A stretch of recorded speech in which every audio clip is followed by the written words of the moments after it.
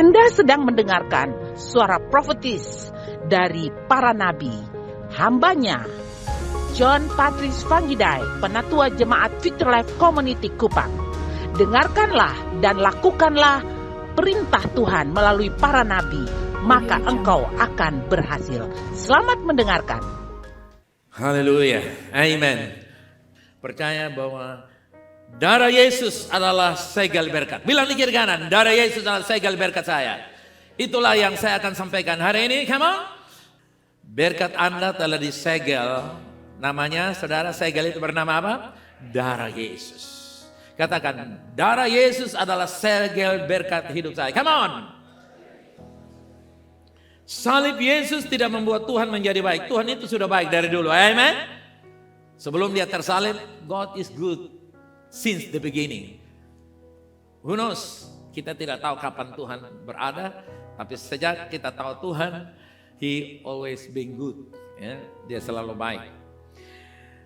Tidaklah benar untuk percaya bahwa Tuhan itu pemarah lalu Yesus itu baik.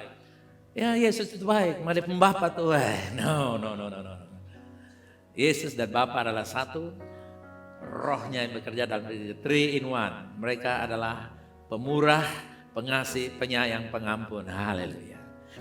Sebaliknya, berkat atau kebaikan Tuhan, berkat Tuhan itu terhalang, digagalkan dan ditahan karena dosa manusia. Tapi Yohanes 3:16, Allah telah mengutus Yesus ke dunia untuk menyelamatkan kita dari blokade dosa.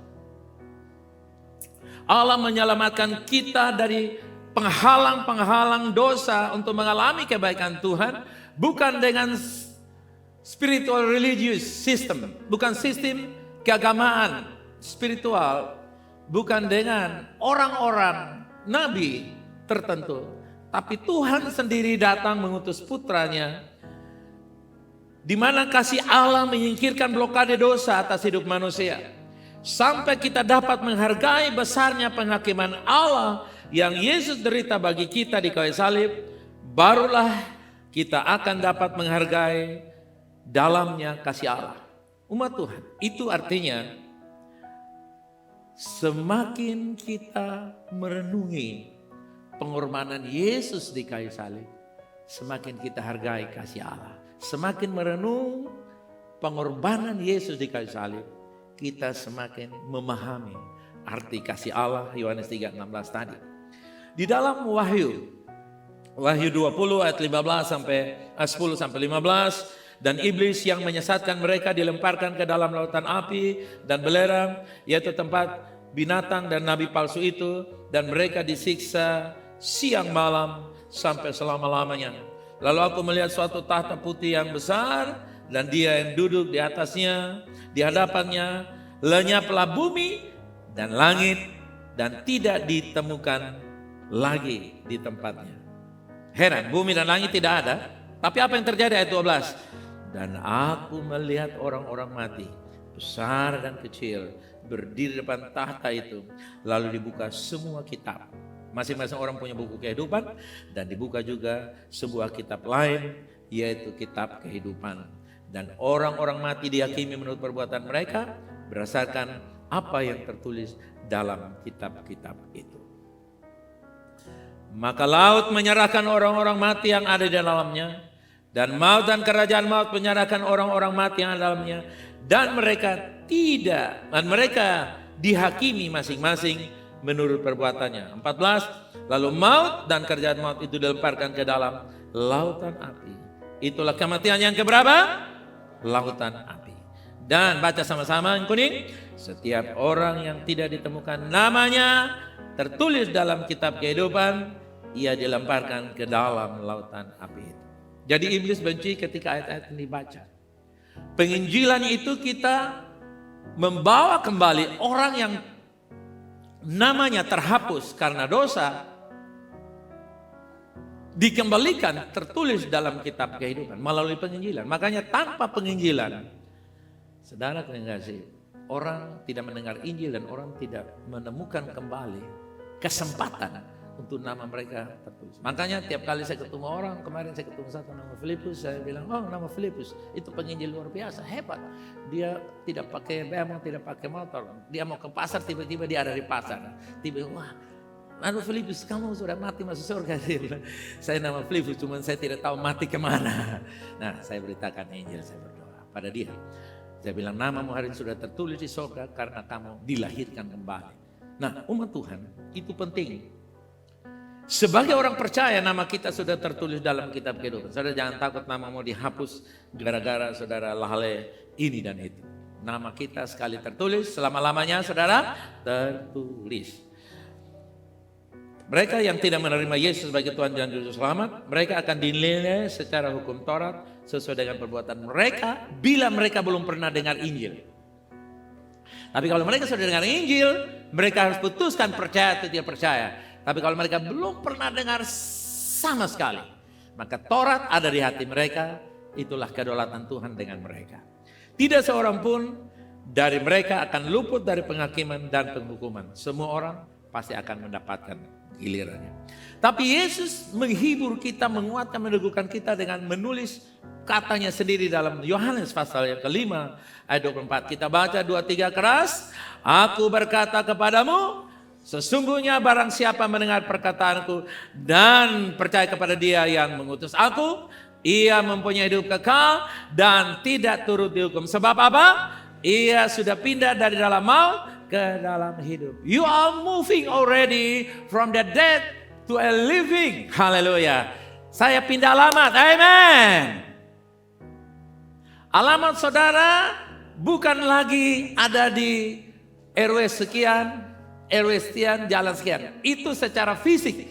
Tapi di alam roh, alamat saya di negeri kehidupan. Amen. Alamat saudara di mana, teman?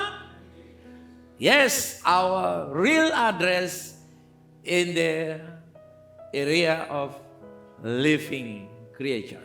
Haleluya.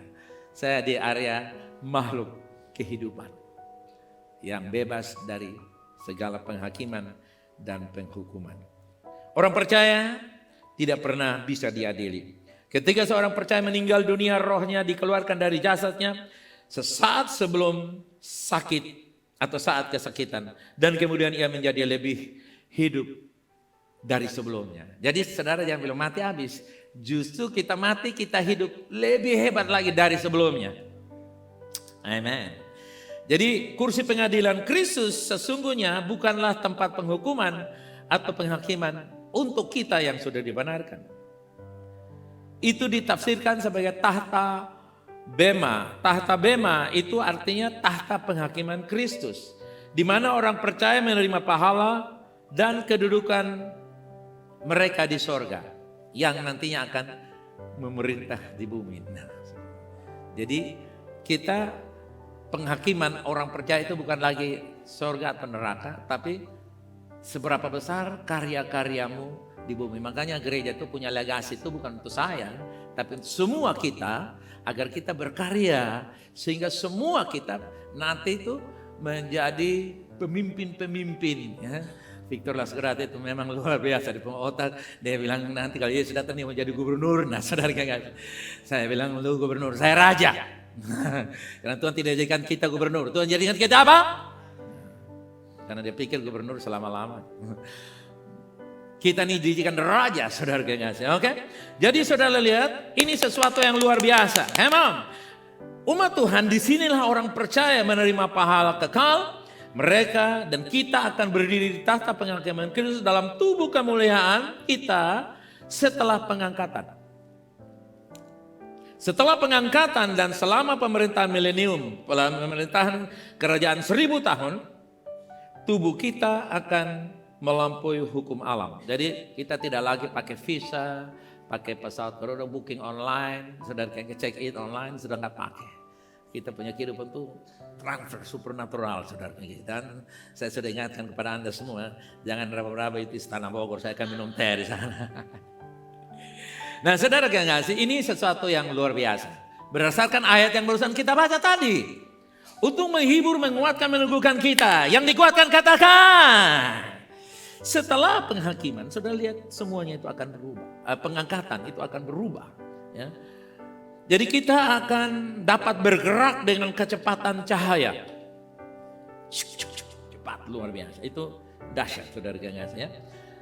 Masih ada dalam alam bumi waktu itu. Kecepatannya supernatural, tapi berada di bumi yang natural. Nah, saudara itu enggak kira-kira, saudara itu bukan omong-omong, itu kenyataan yang benar-benar diteguhkan oleh Alkitab. Nah, setelah 1000 tahun pemerintahan Yesus di bumi, iblis akan dilepaskan untuk menyesatkan manusia dan melakukan perlawanan terakhir sebelum ditelemparkan ke dalam lautan api untuk selama-lamanya. Sekarang kita lihat Wahyu 21 ayat 8 dengan keras. 23, tetapi orang-orang penakut, orang-orang yang tidak percaya, orang-orang keji, orang-orang pembunuh, orang-orang sundal, tukang-tukang sihir, penyembah-penyembah berhala, dan semua pendusta, mereka akan mendapat bagian di dalam lautan api yang menyala-nyala oleh api belerang. Inilah kematian yang kedua. Sudah lihat itu? Daftar nama-nama antrean mereka yang akan dibakar di kematian kedua. Saya percaya bahwa kita bukan lagi orang yang penakut, tapi orang percaya penuh keberanian iman. Amen. Kita orang pengasih penyayang, orang yang berjalan dalam takut akan Tuhan, kekudusan kesucian menjadi bagian hidup kita. Umat Tuhan, tidak seorang pun berbicara tentang neraka lebih banyak daripada Yesus. Yesus banyak kali berbicara soal neraka. Dan dia menyelamatkan kita dari tempat yang dia banyak kali bicarakan itu. Jika kita memahami harga kekal yang dibayar Yesus di kayu salib, kita akan memahami betapa adilnya penghakiman kekal itu. Dari Wahyu 2 ayat yang ke-11, di situ dikatakan, 2-3 baca, siapa bertelinga, hendaklah ia mendengarkan apa yang dikatakan Roh kepada jemaat-jemaat. Barang siapa menang, ia tidak akan menderita apa-apa oleh kematian kedua. Barang siapa menang tidak akan mengalami kematian yang kedua. Jadi dari kitab Yohanes, Wahyu ini, dia tulis lagi sebelum Wahyu itu di 1 Yohanes. Bagaimana dia menjelaskan orang-orang yang menang. Itu seperti 1 Yohanes 5 ayat 4 dan 5. Sebab semua yang lahir dari Allah mengalahkan dunia. Saudara sudah lahir kembali dari Allah? Yes. You are defeated the world. Ya, kita mengalahkan dunia. Dan inilah kemenangan yang mengalahkan dunia, iman kita. Saudara jawab, iman kita. Dan inilah kemenangan yang mengalahkan dunia, iman kita. Jadi iman yang menjadikan kita pemenang-pemenang yang menggenapi Wahyu 2 ayat 11. Barang siapa menang, katakan saya pemenang. Barang siapa menang, maka kita tidak akan menderita lagi oleh kematian kedua. Anda bisa bayangkan?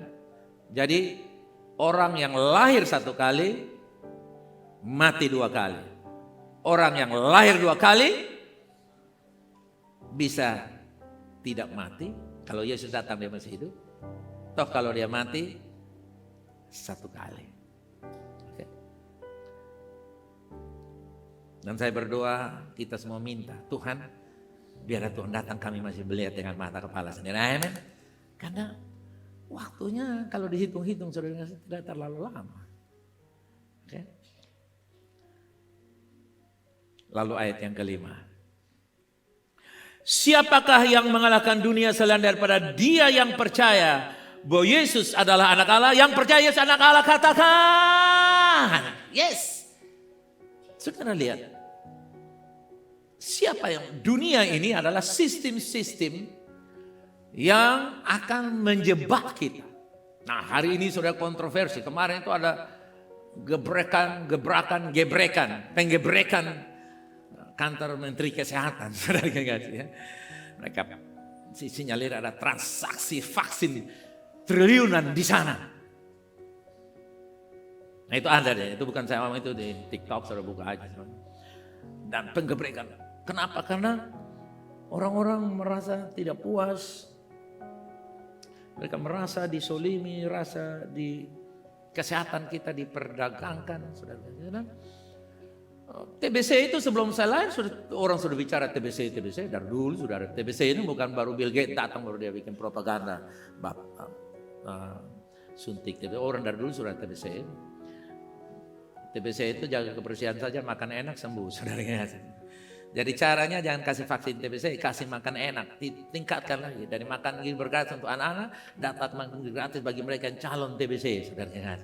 Kasih makan bagus, kasih dia tempat yang bersih, bagus, saudara. Oke? Nah, tetapi kita akan melawan itu, menghadapi itu. Tentu dengan hikmat-hikmat kita akan berkata. Nah, tugas-tugas kita di DPR mesti minta hikmat Tuhan untuk bicara. Yang ada di legislatif, eksekutif bicara. Karena sistem-sistem dunia ini akan menjerat kita supaya uang kita tidak berguna, kemampuan kita tidak berguna, properti kita tidak berguna, semuanya pada tidak berguna. Kita akan mengalami kegunaan apabila kita ikut sistem. Nah, sistem dunia itu mengarah kepada antikris, anti kebenaran, anti pengurapan. Nah, tapi saudara yang kasih, katakan iman saya menaklukkan dunia. Katakan dengan iman.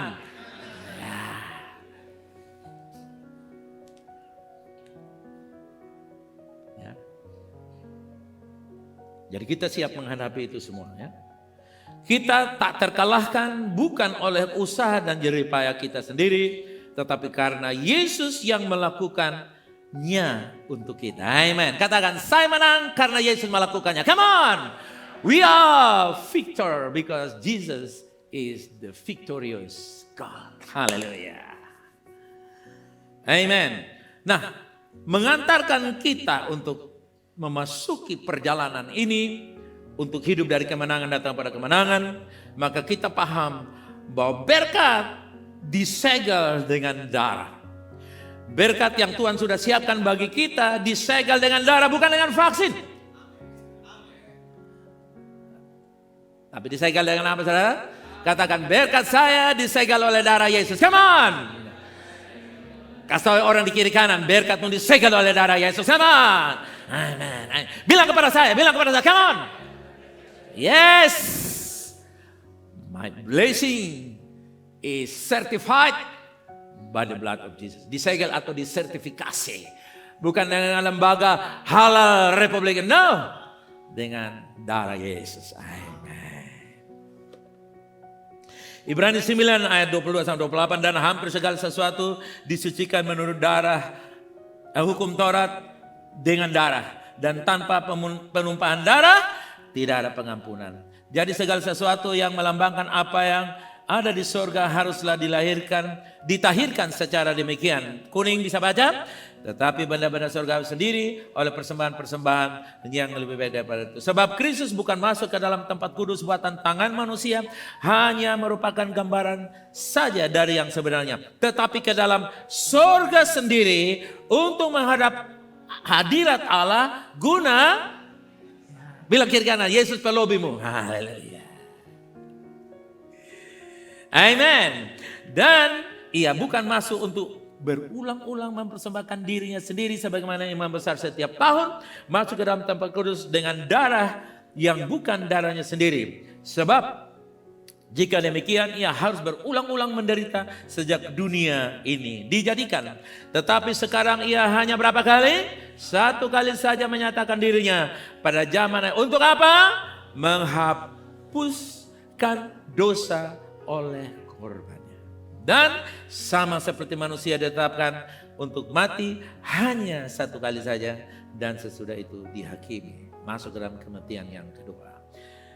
Dengan demikian pula Kristus hanya satu kali saja mengorbankan dirinya untuk menanggung dosa banyak orang. Sesudah itu ia akan menyatakan dirinya sekali tanpa menanggung dosa untuk menganugerahkan keselamatan kepada mereka yang menantikan dia. Yang menantikan dia katakan amin. Amin.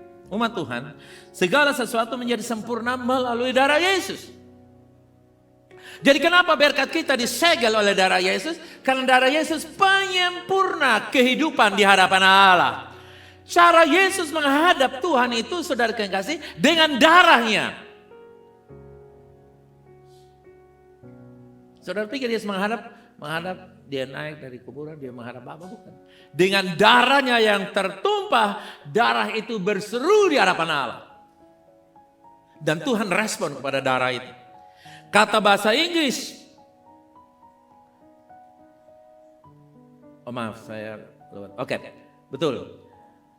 Di dalam bahasa Inggris kuno, kata berkat itu bloodshed. Antara I dan A itu jangan kelihatan. Bloodshed. Apa saudara? Bloodshed.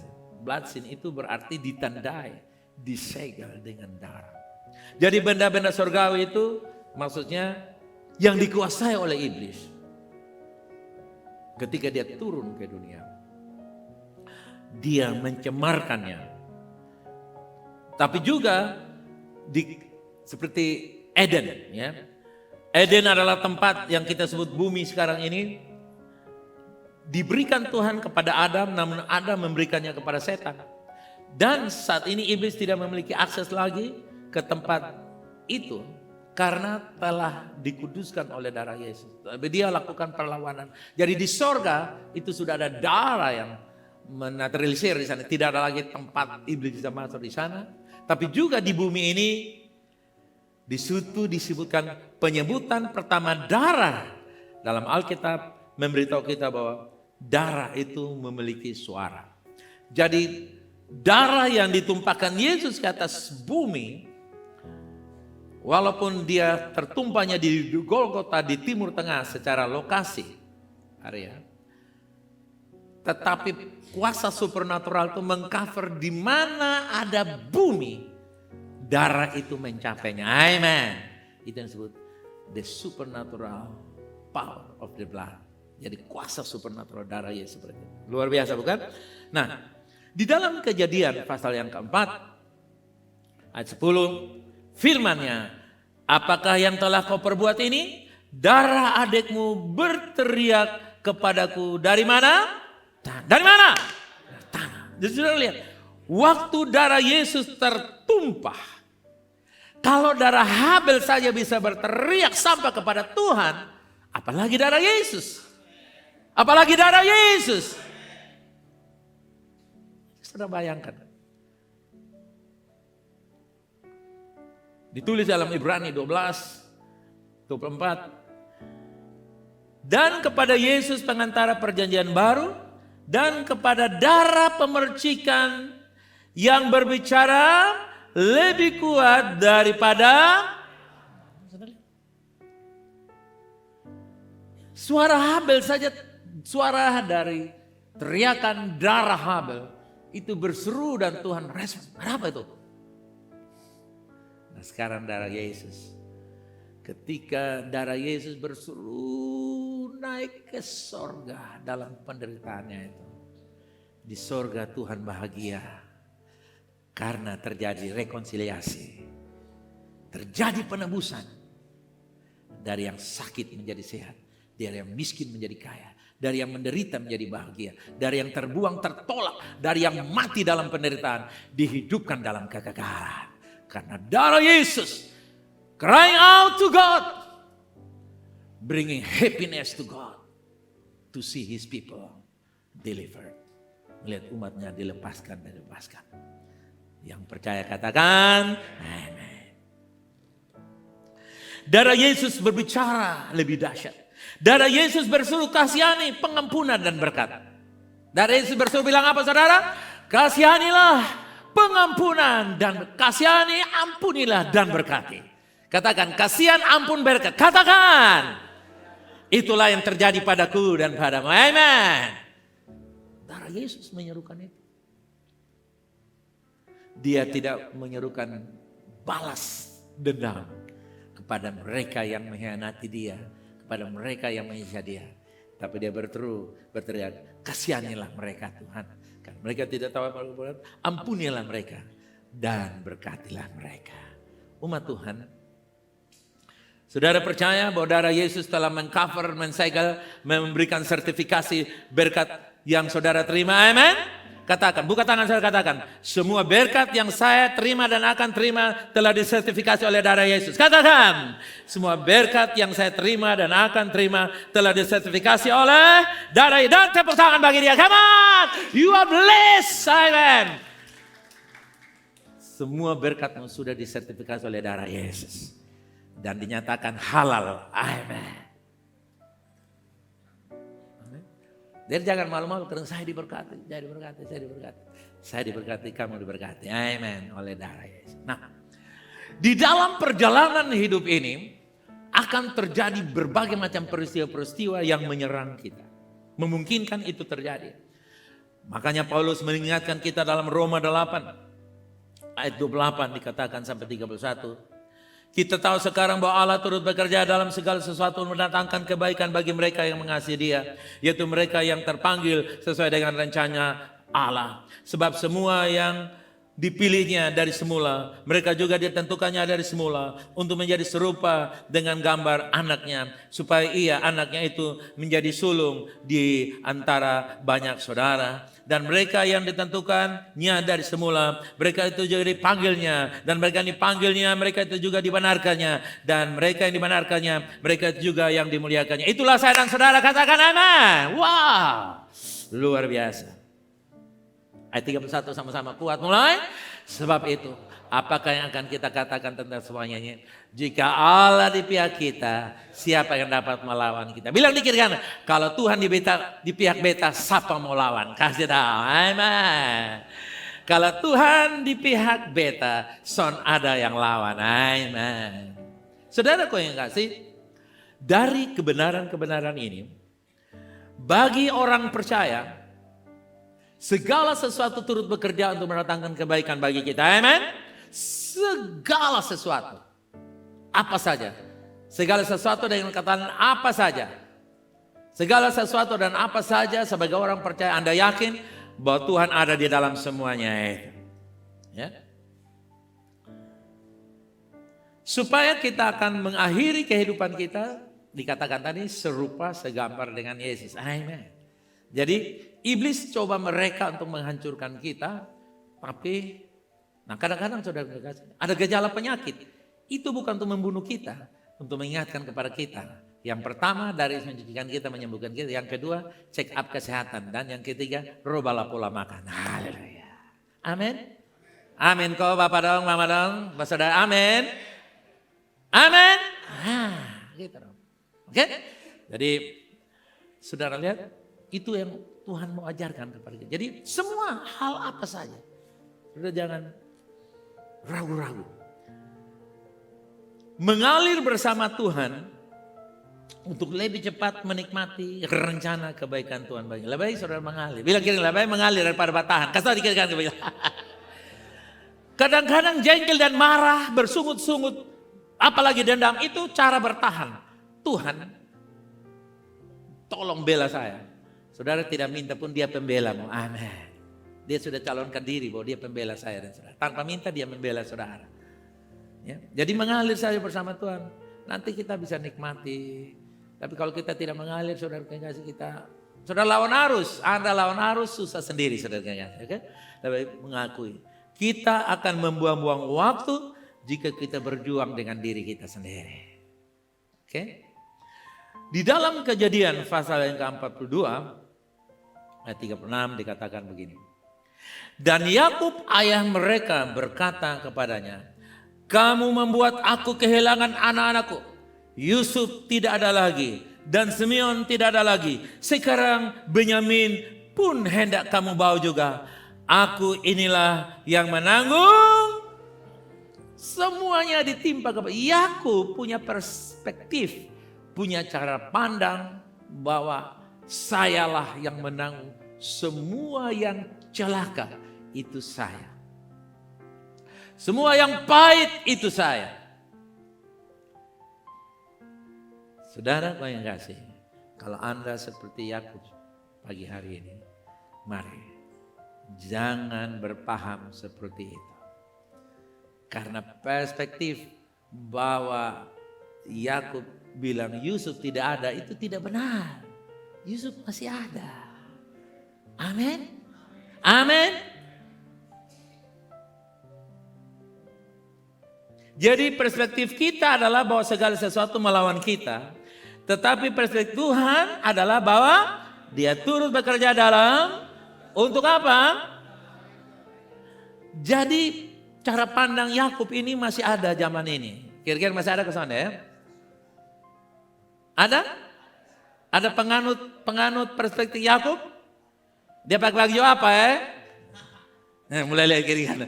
Ini masing-masing tahu warna baju sudahlah. Daripada saya bilang hitam kota-kota menyala di dada lagi tersinggung lagi.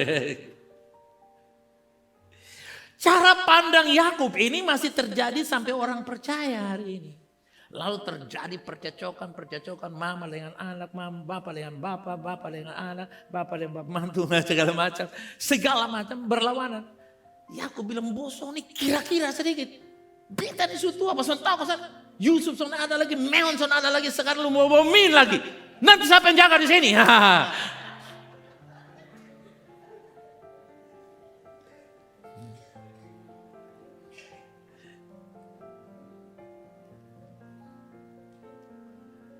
Pandangan manusia terbatas, tapi pandangan Tuhan sempurna. Yang setuju katakan. Pandangan manusia terbatas, tetapi pandangan Tuhan sempurna. Katakan amin. Jadi segala sesuatu, Tuhan biarlah mata saya melihat seperti matamu. Tuhan biarlah telinga saya mendengar seperti apa yang Tuhan katakan. Sebab kalau mata kita memandang, kita bisa timbulkan pikiran macam-macam. Jengkel marah, dan kalau sudah jengkel marah biasanya darah naik turun. Bisa tersesak di pembuluh jantung, saudara kasih. Lalu bisa pakai ring, saudara. Aduh itu mahal sekali, saudara. Ya. Jadi saudara lihat, pandangan Tuhan itu sempurna. Saudara mesti tahu, pandangan Tuhan itu apa saudara? Sempurna. Nah kadangkala kita alami hal-hal yang dilakukan kepada kita seolah-olah itu berkat tidak ada. Kenapa mereka ambil berkat saya? Kenapa mereka ambil jabatan saya? Kenapa mereka ambil hak saya? Kenapa mereka zolimi saya? Kenapa mereka percundangi saya? Kenapa mereka tipu saya dan segala macam. Saudara lihat, itu cara pandang manusia dan akhirnya saudara kasih. Lu tunggu beta masuk politik, beta dapat jabatan, lu lihat beta akan bongkar persoalan 5 tahun lalu di kuburan tuh beta bongkar. No. Mari kita memandang cara pandang Tuhan. Karena cara pandang Tuhan itu sempurna bagi saya dan saudara. Yang setuju pandang Tuhan katakan saya mau. Saya mau. Katakan saya mau. Yes. Karena ketika Anda memandang seperti cara Tuhan memandang, maka tanpa sadar Anda seperti Tuhan. Haleluya.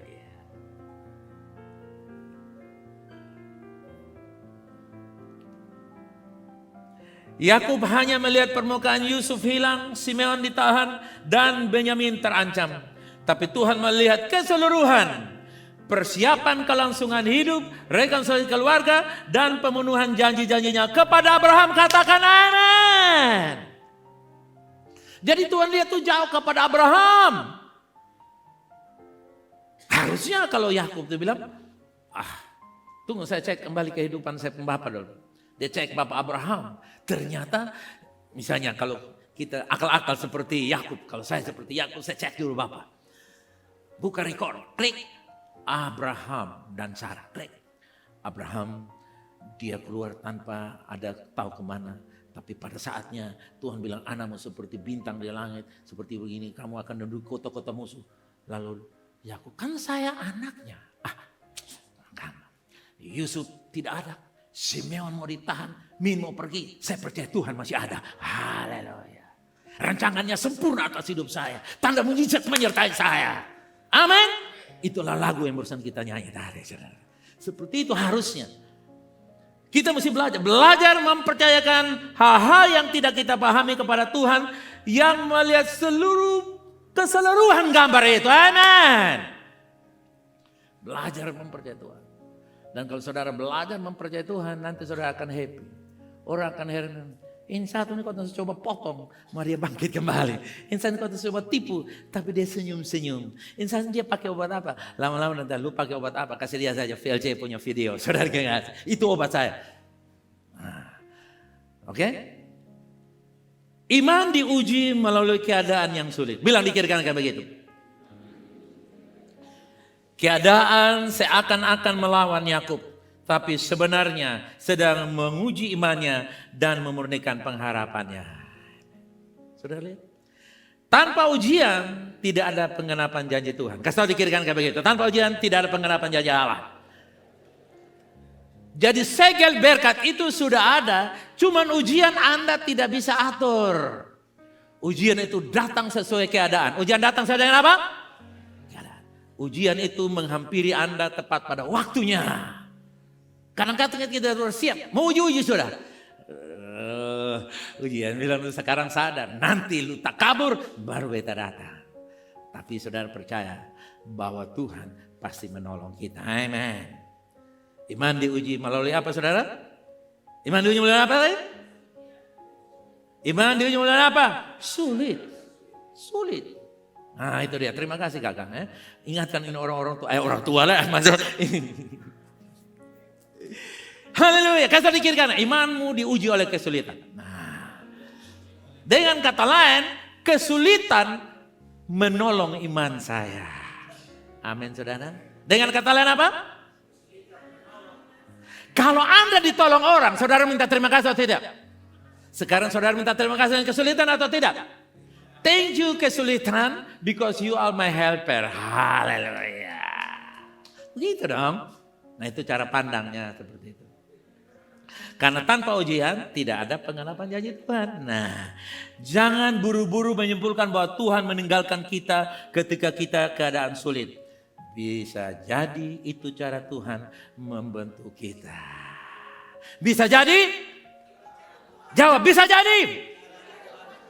Mungkin tangan kita hanya pukul golf. Sekarang Tuhan bawa tangan kita untuk merendahkan diri. Mungkin tangan kita hanya kocok kartu. Sekarang Tuhan buka ayat Alkitab. Straight, search. Mungkin mulut kita hanya sibuk minum-minuman. Sekarang Tuhan bawa kita untuk lihat tubuh dan darah Yesus. Tidak ada bilang amin. Mungkin saudara kita terlalu sibuk dengan dunia ini. Tuhan alihkan kita. Amin saudara. Dan ketika Tuhan mengalihkan kita, kita mulai mengalami the real heaven on earth. Haleluya. Surga yang sebenarnya ada di bumi ini. Umat Tuhan, jangan buru-buru simpulkan. Jangan terlalu cepat. Wah, beta bisa. Beta no. Yang kedua, janji Tuhan tidak dibatalkan oleh keadaan. Amin. Keadaan apapun tidak dapat membatalkan janji Tuhan. Dalam keadaan berkatmu sudah disegel. Tidak dapat. Apa yang sudah disegel, apalagi itu segelnya Belanda, pasti Mahkamah Agung akan rilis menang perkara. Amin. Itu akan menjadi propertinya. Kalau dia mati ada turunannya. Kenapa? Karena itu sudah disegel. Karena itu berkat yang Tuhan taruh atas hidupmu. Sekalipun engkau mungkin tidak ada satu kali. Tapi anak cucumu layak menikmatinya. Karena itu hidup jangan untuk dirimu sendiri. Hiduplah bagi banyak orang. Amen. Meskipun Yakub merasa hancur. Janji Allah tentang keturunan berkat dan bangsa besar.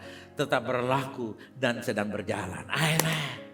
Ya aku bilang payah aku yang tua bangka ini rambut sudah putih. Agus agak gundul segini belakang. Kenapa gitu? Oh Yakub dia berpikir hanya sepotong. Tapi sebenarnya rencana berkat Tuhan 1000 turunan itu sedang berlangsung atas hidupnya. Amen. Keadaan kita saat ini tidak menentukan akhir cerita. Amen. Bilang kiri kanan. Cerita hari ini belum selesai. Kasih tahu di kiri kanan. Haleluya. Lupa. Haleluya.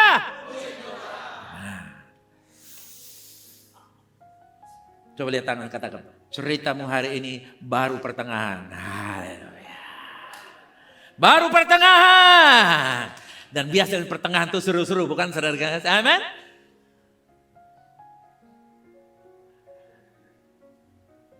Janji Tuhan tetap berlaku walau situasi tampak suram. Amin. Apa saya katakan? Lihat orang kadang kasih kayak begitu. Haleluya. Walau 1000 reba di kiri, 10.000 reba kanan, janji Tuhan tetap ya dan amin. El Shaddai. Haleluya. Yang ketiga, baca kuat-kuat. Berikut, bilang apa? Kasih tahu di kiri kanan Tuhan, rencana Tuhan selalu terbaik. Bilang kepada saya, biar saya dikuatkan juga saudara. Amin. Yes, the plan of God always the best for our lives. Rencana itu selalu yang terbaik. Amin and amin. Karena itu jangan iri dengan apa yang terjadi dengan orang lain. Tapi biarlah apa yang terjadi yang baik pada orang lain memotivasi kita untuk maju lagi. Amin. Kalau orang baik, orang lain lebih baik, saudara lebih baik. Kalau orang lain lebih baik, saudara lebih yang terbaik. Amin. Kalau orang lain bisa bahasa Inggris, saudara bahasa Inggris dan bahasa Jerman. Kalau orang lain bisa Inggris dan Jerman, saudara Inggris, Jerman dan Spanyol. Amin. Ini dia lebe-lebe. Sudah tahu bahasa Inggris, bahasa Spanyol lagi. Lebe tetap bahasa roh. Akhir dari kisah Yakub dan Yusuf membuktikan bahwa rencana Tuhan jauh lebih besar dan lebih baik dari yang bisa dibayangkan Yakub pada saat kejadian 42 ayat 36 tadi. Kita dipanggil bukan hanya untuk bertahan tapi untuk percaya bahwa Tuhan punya maksud yang baik sedang terjadi atas hidup kita. Katakan, saya bukan bertahan tapi merebut yang paling baik. Katakan, yes, amen. Kita bukan hanya bertahan, tapi saya sedang menuju kepada yang terbaik. Amin. Jangan ragu dengan usiamu. Usia itu hanya angka manusia. Tapi rancangan Allah untuk 1000 keturunan. Amin. Ya, oke. Jadi umat Tuhan, walaupun kita merasa segalanya melawan kita, Tuhan sedang menyusun sesuatu untuk kebaikan kita. Bisa katakan amin? Untuk apa? Paling pertama membentuk karakter kita. Paling pertama apa saudara? Karena karakter kita akan terbawa sampai kekekalan. Jabatan kita 5 tahun. Kekuasaan kita terbatas. Kesenangan kita juga terbatas. Karena saudara suka minum yang manis, dokter bilang, kalau kamu paksa minum manis, kamu akan gula darah. Nah, itu dokter sudah ngomong ke 70 kali, makan dokter ngomong gula darah nanti karena kamu mau gula darah. Berhenti sudah itu manis. Nah, sedangkan saudara punya pabrik gula. Malu kalau tidak minum gula, bukan? Semuanya terbatas, tapi karakter dalam kekekalan. Amin, amin. Tuhan sedang menguji untuk penggenapan janjinya. Untuk membawa pemulihan yang lebih besar pengaruhnya. Yang dapat kita bayangkan. Yakub tidak perlu takut. Putra Yakub Yusuf di Mesir hanya ingin bertemu dengan adik kandungnya Benyamin. Kenapa Yakub bilang Yusuf tidak ada, Simeon tidak ada, sekarang Min mau pergi lagi. Saudara tahu, kalau Yakub mengerti skenario ini, dia bilang yuk aku antar. Tapi karena dia tidak mengerti skenario ini, maka dia terbatas dengan pandangannya. Apa yang saya dan saudara pelajari hari ini? Kalau Yakub tidak tahu skenario-nya, saudara sudah diberitakan skenario-nya. Amin. Dan sekarang saudara kasih, apa artinya Yusuf ingin melihat kedatangan Benyamin? Inilah lawatan Tuhan Yesus bagi gerejanya.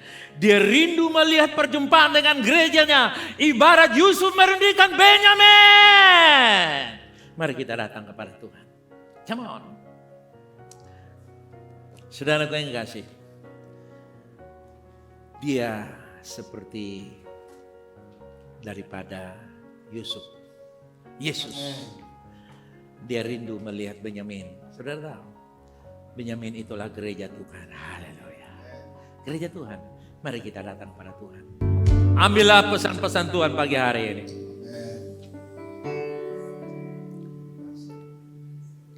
Untuk meyakinkan bahwa semua janji Tuhan, termasuk janji berkat itu, sudah disegel oleh darah Yesus.